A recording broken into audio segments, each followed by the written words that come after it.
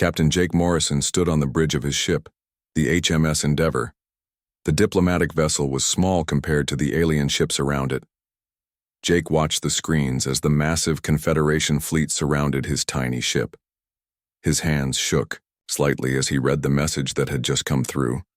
The message was simple and cold. Earth had 72 hours to give up all human colonies outside the solar system. If humans refused, the Galactic Confederation would destroy every human settlement in space. They would wipe humanity from the galaxy except for Earth itself. Jake pressed a button to send the message back to Earth. His communications officer, Lieutenant Ben Harper, looked worried as he worked at his station.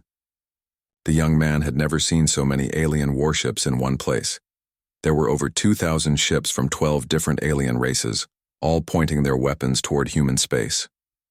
Admiral Lisa Parker received the message aboard her command, stationed near Mars. She was in charge of Earth's outer defense fleet.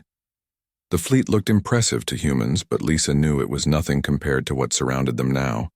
She had 37 modern ships. The aliens had brought enough firepower to destroy entire star systems. Lisa called her senior officers to the briefing room. Commander Ron Parker, her younger brother, sat across from her. Next to him was Captain Tony Miller, a veteran who had fought in the outer colony wars. These men had seen combat before, but never anything like this. "How many ships do we have ready for battle?" Lisa asked. "All 37 ships are operational," Ron replied. "But Admiral, our biggest ship is smaller than their smallest cruiser. Our weapons can barely scratch their armor." Captain Miller nodded grimly. "The Vorthak Empire alone has brought 800 ships. Their dreadnoughts are twice the size of our largest vessel. And that's just one of the 12 races in their coalition." On Earth, President Kevin Walsh sat in the Oval Office with his top advisors. General Paul Carter from the Army and Admiral Helen Brooks from Naval Intelligence flanked his desk. The weight of the decision pressed down on all of them. "What are our options?" President Walsh asked. General Carter spoke first. "We can evacuate the colonies. Get as many people back to Earth as possible before the deadline, save lives. That means abandoning 12 million colonists who can't be evacuated in time," Admiral Brooks added quietly. "And it means giving up everything we've built outside this solar system." President Walsh looked out the window at the peaceful Washington sky. Soon that peace might be shattered forever. "What about fighting?" "Sir," General Carter said slowly, "our entire space fleet would last maybe an hour against what they've brought. Maybe less." The news spread across Earth within minutes. Ryan Taylor, the most trusted news anchor on the planet, sat in his studio trying to find words for the impossible situation. Behind him, screens showed images of the alien fleet. The ships looked like metal mountains floating in space. "Citizens of Earth," Ryan said, his voice steady despite the fear in his eyes. "We face the greatest threat in human history. The Galactic Confederation has given us 3 days to surrender our colonies or face total war." In homes across the planet, families gathered around their screens. Mary Johnson, a teacher in Ohio, held her 2 children close as they watched. Pete Collins, a factory worker in Detroit, called his wife to come home early. Young Simon Clark asked his mother why the alien ships looked so scary, but not everyone was afraid. Deep in the Rocky Mountains, Dr. Amy Foster sat in a secret facility that most humans didn't know existed. She was the head of the Historical Preservation Society, but her real job was much more important. She was the keeper of humanity's greatest secret. Dr. Foster picked up a secure phone that connected directly to the president. "Sir, it's time to wake them up." President Walsh knew exactly what she meant. "Are you certain they'll still work after all these years?" "The systems have been maintained perfectly, sir. They're ready." Admiral Brooks looked confused. "Sir, what are you talking about?" President Walsh smiled for the first time since the crisis began. "Helen, there are things about our military that even you don't know. Things we've kept hidden for over 300 years. Back on the HMS Endeavour, Captain Morrison received another message from the alien fleet. This time it came from Admiral Zethkar, the Vorthak commander leading the coalition. "Human captain," the alien's translated voice said. Your species has been a minor annoyance in this galaxy for too long. You have built your little colonies without permission. You have ignored our warnings. Now you will learn the price of defying the Confederation." Jake looked at the alien's image on his screen. The Vorthak looked like a cross between a lizard and an insect with 4 arms and cold, dark eyes. "Admiral, humans have never sought conflict with your people. We only want to live in peace." "Peace?" Admiral Zethkar laughed, a sound like grinding metal. "You will have peace when you stay in your home system where you belong. 72 hours, human. Use them wisely." The transmission ended, leaving Jake alone with his thoughts. He had served in the diplomatic corps for 15 years. He had negotiated trade deals and settled disputes between human colonies. But he had never faced anything like this. Meanwhile, ships across human space began moving toward Earth. Colony defense forces that had never expected to fight together started coordinating their positions. Captain Julie Martinez brought her patrol ship back from the Outer Rim. Captain Greg Davis abandoned his cargo escort mission to join the gathering fleet. Every human ship in space was coming home. They all knew it was probably hopeless, but they would not abandon Earth without a fight. Families said goodbye to their loved ones in the military, not knowing if they would ever see them again. As the first day of the countdown ended, humanity prepared for what looked like its final battle. The aliens had the numbers, the weapons, and the experience. All humans had was courage and the determination to protect their home. But deep in hidden facilities around Earth, ancient systems were beginning to wake up. Soon, the galaxy would learn that humanity had been keeping secrets for a very long time. Admiral Helen Brooks had never been to these coordinates before. The location was buried so deep in classified files that only 5 people on Earth knew it existed. She sat in the passenger seat of a military transport as it flew over the Rocky Mountains toward a destination that didn't appear on any map. "Are you sure about these coordinates?" asked Chief Engineer Danny Wright from the pilot's seat. Danny had been building spaceships for 20 years, but he had never heard of this place. "The coordinates are correct," Dr. Amy Foster replied from behind them. She carried a briefcase that contained codes older than the Galactic Confederation itself. "We're almost there." Systems Specialist Claire Thompson checked her instruments. "I'm not seeing any structures on the ground, just mountains and forest." Dr. Foster smiled. "That's the point. Look for landing pad 7. As they crested a ridge, the trees below suddenly parted. A massive metal platform rose from what had looked like solid ground. The platform was big enough to land a cargo ship. Around its edges, lights blinked in, a pattern that matched the codes in Dr. Foster's briefcase. They landed with a soft thud. As soon as the engines shut down, the platform began to descend. They sank through layers of rock and metal, going deeper and deeper underground. Emergency lights lit their path as they descended into the mountain itself. "How deep does this go?" Claire asked, watching the walls slide past. "Deep enough that no alien scanner will ever find it," Dr. Foster answered. After 10 minutes, they reached the bottom. The platform locked into place with a solid clank. Ahead of them, a tunnel stretched into the darkness. The tunnel was wide enough to drive trucks through, and the walls were lined with the same metal as the platform. They walked for another 10 minutes before reaching a massive door. The door was covered in warning signs in multiple languages. Some of the languages were so old that only historians could read them. Dr. Foster placed her hand on a scanner next to the door. "Welcome to Deep Storage Omega," she said as the door began to open. The door revealed a sight that made all of them stop and stare. They stood at the edge of an underground cavern so large they couldn't see the far walls. The ceiling disappeared into darkness above them. And filling the cavern, arranged in perfect rows, were spaceships. These weren't the sleek, modern ships that humanity used today. These were different, older, bigger.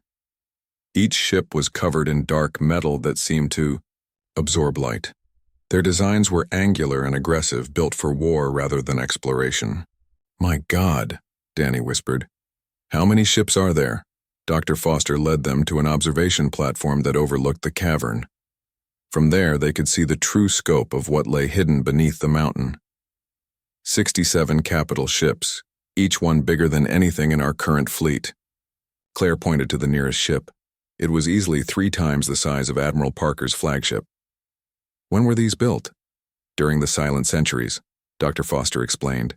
Between 2387 and 2521, humanity expanded across the galaxy alone. During that time, we built these ships to protect our colonies and explore unknown regions. Danny studied the ships with an engineer's eye.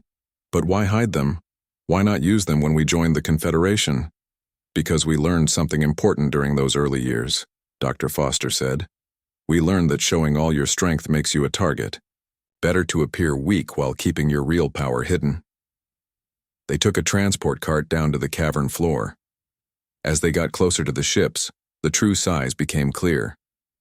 The smallest ship in the cavern was larger than any vessel in the current human fleet. The largest looked like floating cities.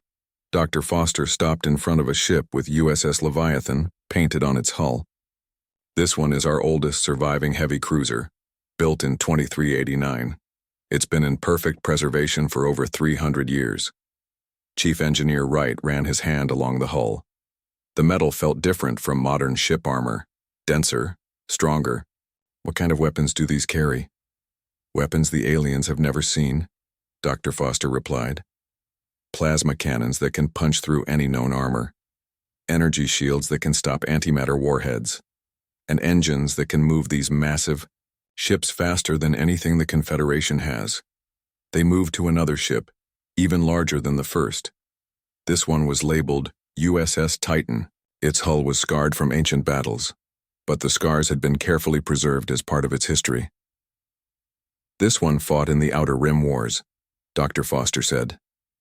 Before humanity joined the Confederation, we had to deal with pirate fleets and hostile aliens on our own.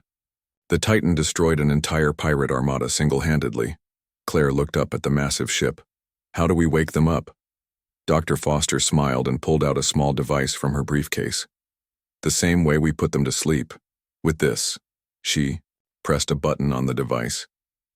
Throughout the cavern, lights began to flicker on. The ship started to hum as their systems came online for the first time in centuries. Engines that had been silent began to warm up.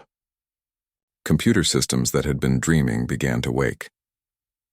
On the USS Titan, the lights on the bridge came on one by one. Captain Tony Miller, who had been selected to command the ancient ship, stood in the doorway watching the displays activate. The ship's computer spoke in a voice that carried the authority of centuries. USS Titan operational. All systems nominal. Awaiting orders. Captain Miller took his place in the command chair that had been waiting for him. Computer, show me our weapon status. All weapon systems online. Primary plasma batteries charged. Secondary missile systems loaded.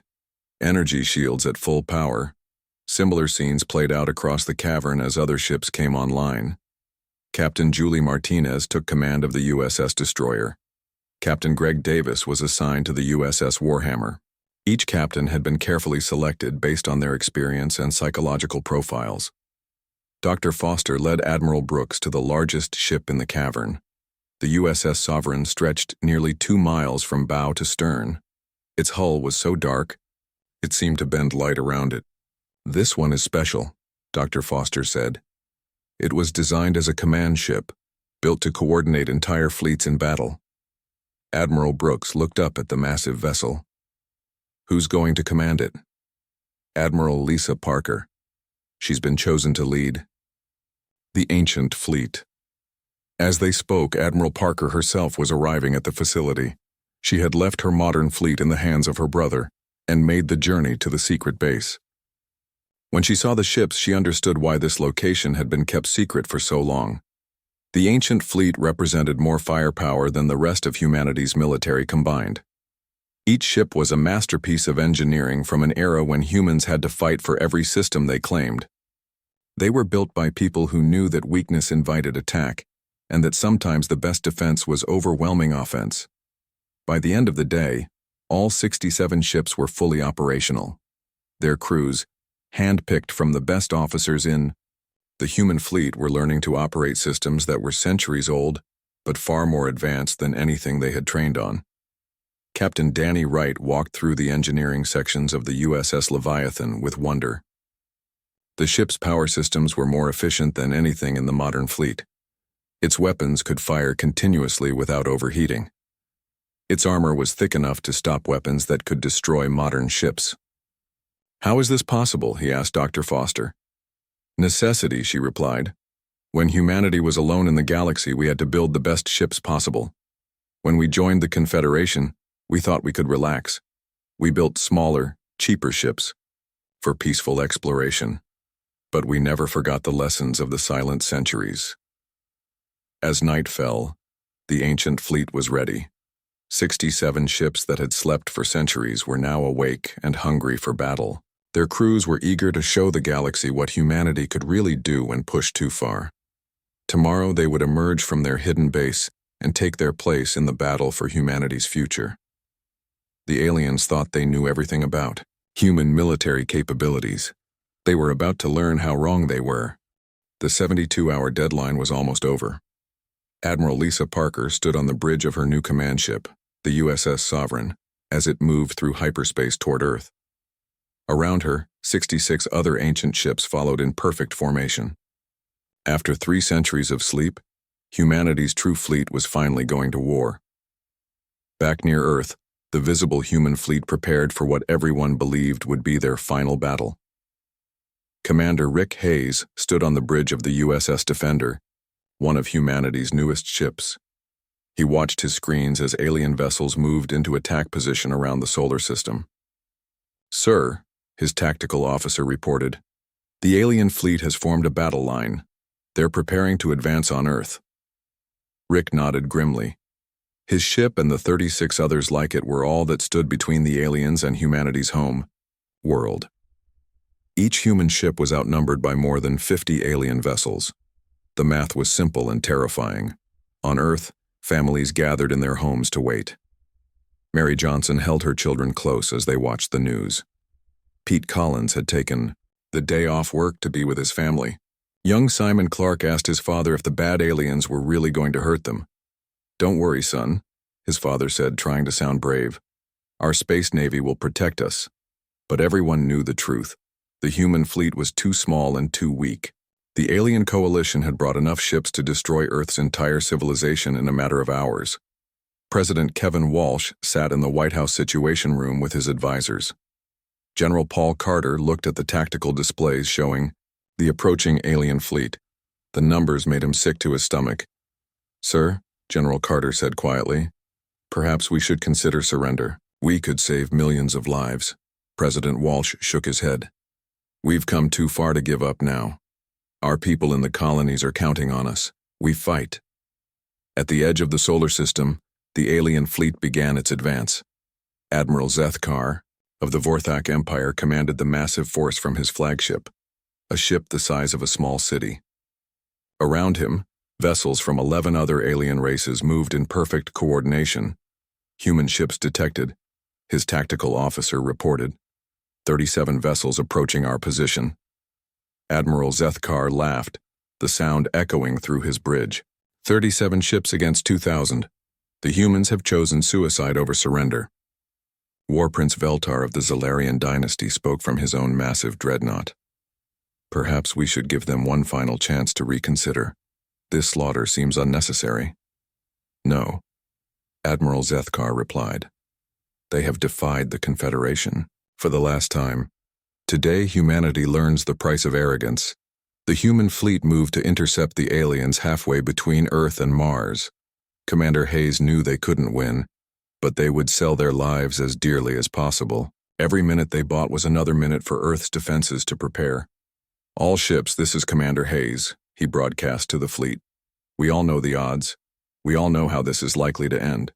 But we're here to show these aliens that humans don't go down easy." Captain Julie Martinez responded from her patrol ship. "Understood, Commander, we're with you to the end." Captain Greg Davis added his voice. "My crew is ready. Let's give them a fight they'll remember." The two fleets closed the distance between them. Alien weapons began charging as they prepared to fire. The humans did the same, knowing their smaller guns would barely scratch the enemy's armor. Then something impossible happened. Space itself seemed to tear open behind the human fleet. Massive shapes began emerging from hyperspace, but these weren't the sleek modern ships everyone expected. These were giants, dark angular vessels that looked like they had been built for war and nothing else. Admiral Zethkar stared at his displays in confusion. "What are those ships? They don't match any known human design." "Sir," his sensor officer replied, "they're huge. The smallest one is larger than our heavy cruisers. The biggest one is almost as large as your flagship." On the USS Defender, Commander Hayes watched in amazement as the ancient fleet revealed itself. The USS Sovereign emerged first, its massive bulk blocking out the stars behind it. Then came the USS Titan, USS Leviathan, USS Destroyer, and dozens of others. "My God," Hayes whispered. "Where did they come from?" Admiral Lisa Parker opened communications from the USS Sovereign. Her voice reached every ship in both fleets. "This is Admiral Parker of the Earth Defense Force. To all Confederation vessels, you have exactly 1 minute to begin withdrawing from this system." Admiral Zethkar recovered from his shock quickly. "Human Admiral, you have added more ships to your fleet, but numbers still favor us. We count 67 additional vessels. We still outnumber you 30-1. "Numbers don't win battles," Admiral Parker replied calmly. "Superior technology does." War Prince Veltar studied the new ships with growing concern. "Admiral Zethkar, these vessels don't appear in any of our intelligence files. We know nothing about their capabilities." "They're still human ships," the Vorthak commander replied. "Human technology is primitive compared to ours. Increase speed. We attack in 10 minutes. On Earth, news anchor Ryan Taylor struggled to find words for what everyone was seeing. The new ships filled the screens in homes across the planet. Their dark hulls seemed to absorb light, making them look like holes in space itself. "Ladies and gentlemen," Ryan said, his voice filled with wonder, "humanity appears to have revealed a hidden fleet. Ships of unknown design and incredible size have joined our defense forces." Dr. Amy Foster watched from the command center beneath the Rocky Mountains. She had spent her life keeping humanity's secret. Now, finally, that secret was revealed. The galaxy was about to learn what humans could really do when pushed too far. President Walsh felt a surge of hope for the first time since the crisis began. "General Carter, what do you think of our chances now?" General Carter studied the tactical displays. "Sir, I honestly don't know. These ships are unknown factors, but they certainly look impressive." Admiral Parker gave orders to her ancient fleet. "All ships defensive formation. Let them come to us. I want to see what their weapons can do before we reveal ours." Captain Tony Miller acknowledged from the USS Titan. "Understood, Admiral. All weapons charged and ready." Captain Julie Martinez had been reassigned to the USS Destroyer when the ancient fleet emerged. The ship was so different from anything she had ever commanded that she felt like a student again. But the computer systems were intuitive and the ship seemed eager to fight. The alien fleet approached, weapons glowing with deadly energy. Admiral Zethkar was confident that his superior numbers would carry the day. He had never lost a battle and he didn't intend to start now. "All ships prepare to fire," he commanded. "Target the largest human vessels first. We'll crush their fleet in the opening salvo." The distance between the fleets shrank rapidly. Alien weapon systems reached maximum charge. Human ships waited silently, their own weapons powered but not yet revealed. "Sir?" Commander Hayes reported to Admiral Parker. "Alien fleet is within firing range." Admiral Parker nodded calmly. "Let them fire first. I want to test our defenses." The alien fleet opened fire all at once. Thousands of plasma bolts, antimatter missiles, and energy beams streaked across space toward the human fleet. It was enough firepower to destroy a planet. The weapons struck the ancient human ships and simply disappeared. Energy shields that operated on principles the aliens had never seen absorbed the devastating attacks without even flickering. Admiral Zethkar stared at his displays in disbelief. "Impossible. Our weapons had no effect at all." War Prince Veltar's voice cracked with sudden fear. "What kind of shields are those? Our most powerful weapons can't even scratch them." Admiral Parker smiled as she gave her next order. All ships return fire. Show them what real weapons look like. The first human ship to fire was the USS Titan. Captain Tony Miller had been waiting for this moment since he first saw the ancient vessel. When Admiral Parker gave the order, he turned to his weapons officer with a grim smile. "Fire primary batteries," he commanded. The USS Titan's main gun spoke for the first time in 3 centuries. Beams of pure energy, brighter than small suns, reached across space and struck 3 Vorthak cruisers. The alien ships simply vanished, not destroyed or damaged, but completely erased from existence as if they had never been there at all. Admiral Zethkar watched in horror as 3 of his most powerful ships disappeared without a trace. What kind of weapon was that? His tactical officer's voice shook with fear. "Sir, our sensors detected no explosion, no debris. The ships are simply gone." Across the ancient fleet, other captains opened fire. Captain Julie Martinez commanded the USS Destroyer's weapon systems with growing excitement. Her ship's guns fired beams that cut through alien armor like it was paper. Where the beams touched, enemy ships fell apart in neat pieces. "Target the dreadnought on our starboard side," she ordered. "Full power." The USS Destroyer's main weapon charged for 3 seconds, then released a concentrated burst of energy. The Zalarian dreadnought, a ship that had conquered dozens of star systems, cracked in half like an egg. Its crew didn't even have time to send a distress signal. Captain Greg Davis aboard the USS Warhammer chose a different approach. His ship launched missiles that moved so fast the alien point defenses couldn't track them. Each missile contained warheads that released clouds of particles that ate through any material they touched. "Missiles away," his weapons officer reported. "Impact in 10 seconds." The missiles struck a formation of 6 alien destroyers.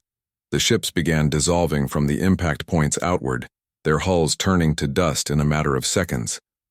Their crews had just enough time to scream before their ships ceased to exist. Commander Ian Roberts commanded the USS Nemesis, one of the smaller ships in the ancient fleet. But even the smallest ancient ship was larger than most alien vessels. When enemy fire struck his shields, the defensive systems automatically analyzed the incoming weapons and adapted. "Sir," his shield operator reported with amazement, "their plasma cannons are actually making our shields stronger. The system is converting their energy to reinforce our defenses." Commander Roberts laughed.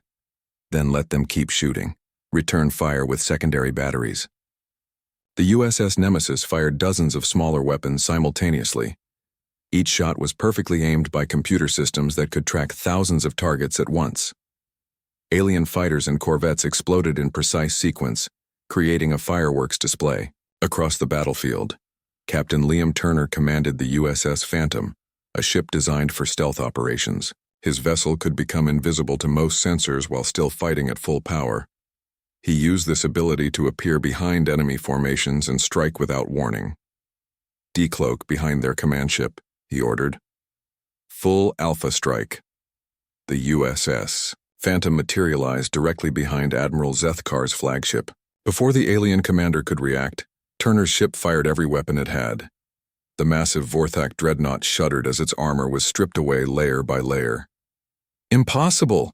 Admiral Zethkar screamed as his ship began to die around him. "How did they get behind us?" War Prince Veltar was having his own problems. Captain Nina Bell commanded the USS Thunder, a ship specialized in electronic warfare. Her vessel was disrupting alien communications and turning their own weapons against them. "Sir," Veltar's communications officer reported, "we're losing contact. With half our fleet, something is jamming our signals. And our weapons are targeting our own ships," his tactical officer added in panic. "The targeting computers have been compromised." Captain Bell smiled as she watched alien ships firing on each other. "Increased jamming power. Let's see how they like fighting blind and confused." Chief Gunner Ray Mitchell aboard the USS Atlas was having the time of his life. His ship carried the largest weapons in the human fleet, guns so powerful they had to be mounted on special frames to prevent them from tearing the ship apart when fired.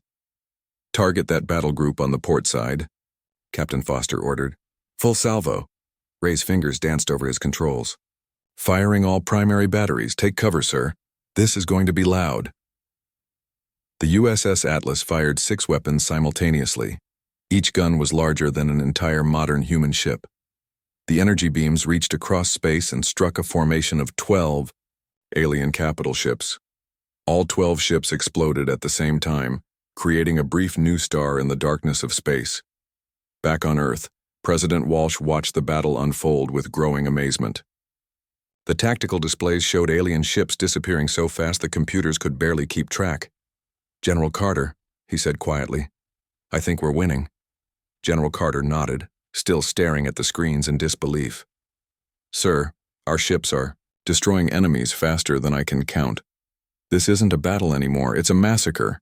Dr. Amy Foster stood beside them, finally able to reveal the pride she had kept hidden for so long. "This is what humanity can do when we're not holding back. This is what we built during the silent centuries." Admiral Zethkar tried desperately to reorganize his fleet. More than half his ships were already destroyed or disabled. The humans were cutting through his forces like they were made of paper. "All ships, fall back to secondary positions," he commanded. "Regroup and prepare for defensive operations." But his orders couldn't reach most of his fleet. The USS Thunder's jamming systems had created a communication blackout that covered half the battlefield. Ships that couldn't receive orders were easy prey for the ancient human vessels. War Prince Veltar made a decision that would have been unthinkable an hour earlier. "All Zalarian ships retreat immediately. This battle is lost." "You cannot retreat," Admiral Zethkar screamed over the communication channel. "The Confederation does not flee from humans." "The Confederation has never faced humans like these," Veltar replied. "Look around you, Admiral. We're being slaughtered." It was true. The alien fleet that had seemed invincible was falling apart. Ships that had conquered star systems were being destroyed by weapons they couldn't understand. Crews that had never known defeat were abandoning their posts in panic. Captain Jack Russell commanded the USS Retribution, a ship designed to hunt down fleeing enemies. When he saw alien vessels trying to escape, he smiled coldly. "Pursuit course," he ordered. "Don't let any of them reach hyperspace." The USS Retribution accelerated to speeds that should have been impossible for such a large ship. It caught up with fleeing alien vessels and destroyed them one by one. Its weapons could fire while traveling faster than light, making escape impossible. Admiral Parker watched the battle from the USS Sovereign with calm satisfaction.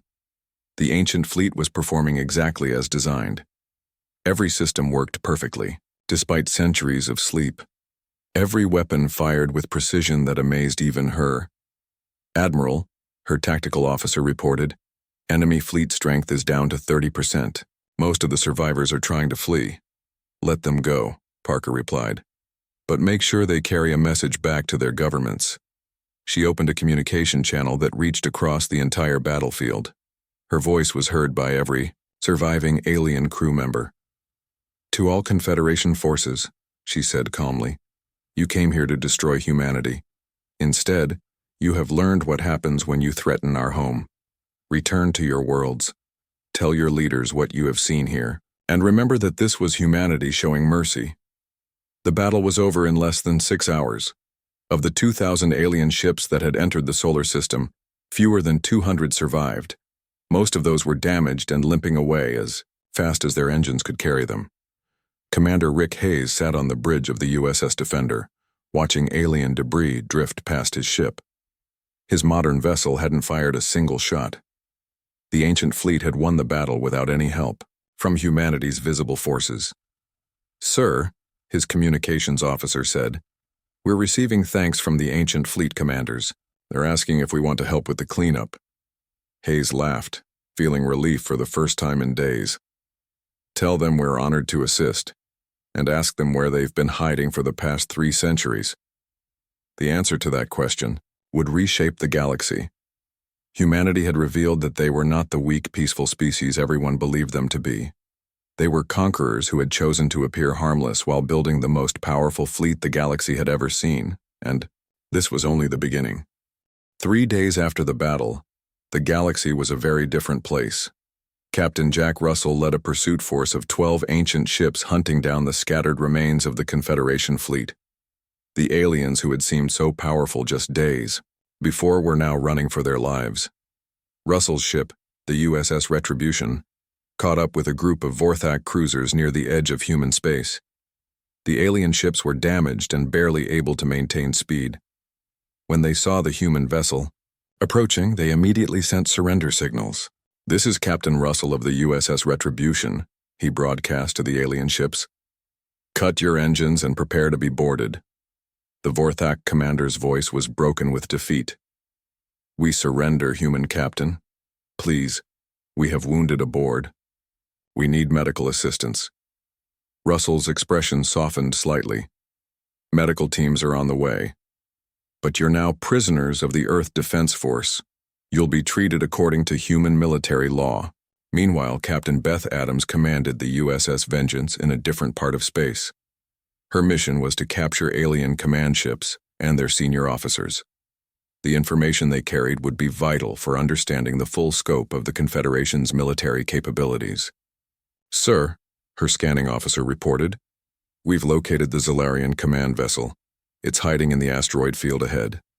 Captain Adams nodded. "Take us in, but carefully. I want War Prince Veltar alive." The USS Vengeance moved through the asteroids like a hunting cat. The ancient ship's sensors could detect the hidden alien vessel easily, but Veltar didn't know he had been found yet. When the human ship emerged from behind a large asteroid, the Zalarian prince realized his hiding place had been discovered. His ship was too damaged to run and too weak to fight. "Human vessel," Veltar transmitted. "I am War Prince Veltar of the Zalarian dynasty. I request honorable surrender." "Surrender. Accepted," Captain Adams replied. "Prepare to receive a boarding party." Back at Earth, Admiral Lisa Parker stood in the command center of the USS Sovereign, coordinating the aftermath of humanity's victory. Reports flowed in from across human space as her ships established control over areas that had been under alien threat. "Admiral," her communications officer announced, "we're receiving surrender requests from 17 different alien governments. They want to negotiate new treaties." Parker smiled. "Put them in a queue. We'll get to them when we're ready." President Kevin Walsh sat in the Oval Office, preparing for the most important speech of his life. General Paul Carter and Admiral Helen Brooks flanked his desk, both still amazed by what had happened. "Sir," General Carter said, "the entire galactic political structure has collapsed. Every alien government is asking what humanity wants from them." President Walsh straightened his tie and looked at the camera that would broadcast his message across the galaxy. "They're about to find out." The transmission began, reaching every inhabited world in the galaxy simultaneously. It was broadcast, using communication systems that the aliens hadn't known existed, proving once again that humanity had been hiding advanced technology for centuries. "Citizens of the galaxy," President Walsh began, his voice calm and confident. 3 days ago, the Galactic Confederation threatened to destroy human civilization. Today, that confederation no longer exists. On alien worlds across the galaxy, billions of beings watched in silent fear. The humans they had dismissed as weak primitives had just destroyed the most powerful military force in galactic history. "Humanity does not seek to conquer or enslave other species," the president continued. "We believe in the right of all sentient beings to live in peace and freedom, but we will not tolerate threats to our people or our worlds." In the ruins of the Vorthak Empire's capital, Admiral Zethkar sat in chains aboard a human prison ship. His mighty fleet was gone, destroyed by weapons he still didn't understand. The ship that had seemed invincible was now scrap metal floating in space.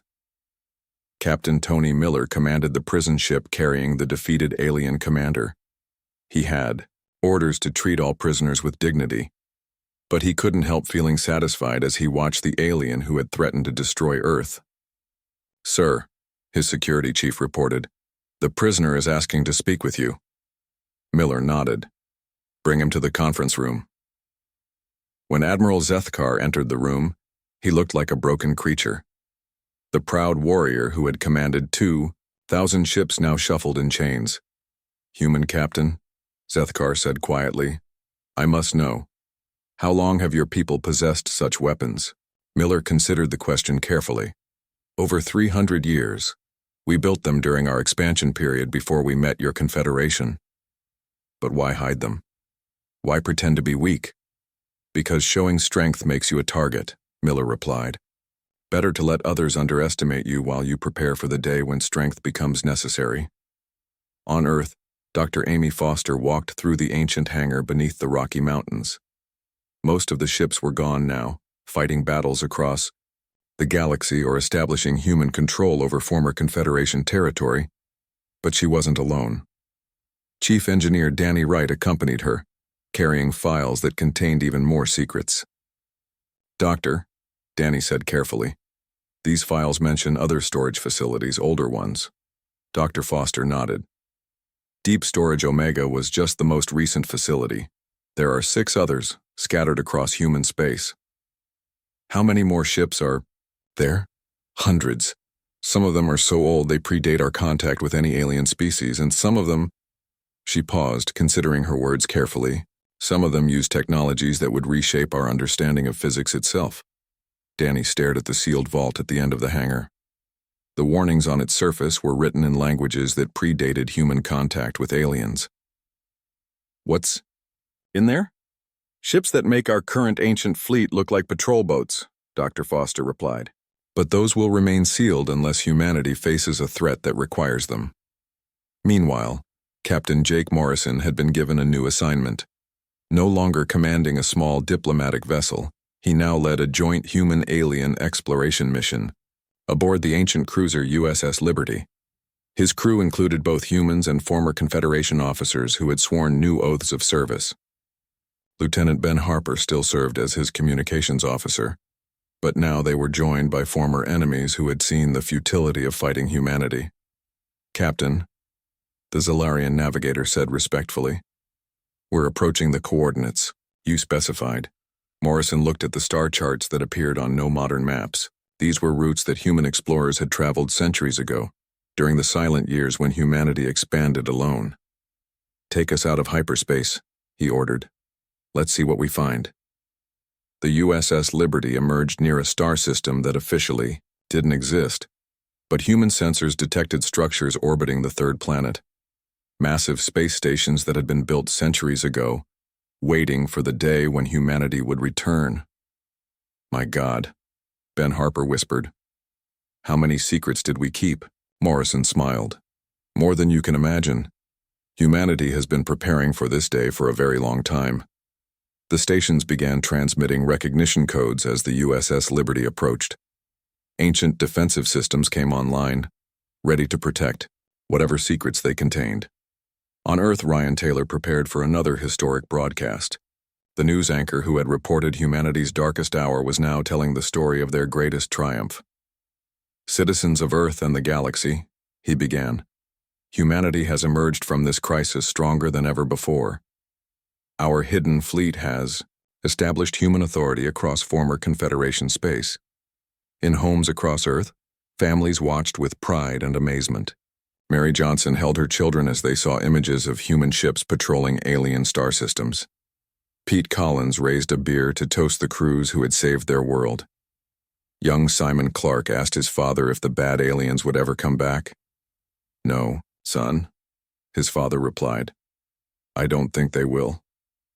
The final scene of humanity's transformation took place in the depths of space, where the USS Sovereign patrolled the border of what was now human-controlled territory. Admiral Parker stood on her bridge, looking out at stars that now flew under human protection. Her ancient ship had awakened from its long sleep to find a galaxy that needed to learn new rules. "Admiral," her tactical officer reported, "we're receiving a transmission from an unknown source. Very long range." Parker frowned. "Put it through." The message was brief and cryptic. It came from somewhere beyond the edge of known space, from a source that seemed to know about humanity's hidden history. "Greetings, children of Earth," the voice said. "We have watched your awakening with great interest. When you are ready to learn the truth about your origins, follow these coordinates." The transmission ended, leaving Parker staring at star charts that showed regions no human or alien had ever explored. She realized that humanity's victory over the Confederation was just the beginning. There were older secrets waiting to be discovered and greater mysteries to be solved. But for now, it was enough that humanity had revealed their hidden strength and claimed their rightful place among the stars. The galaxy would never again mistake human kindness for weakness. The age of human dominance had begun,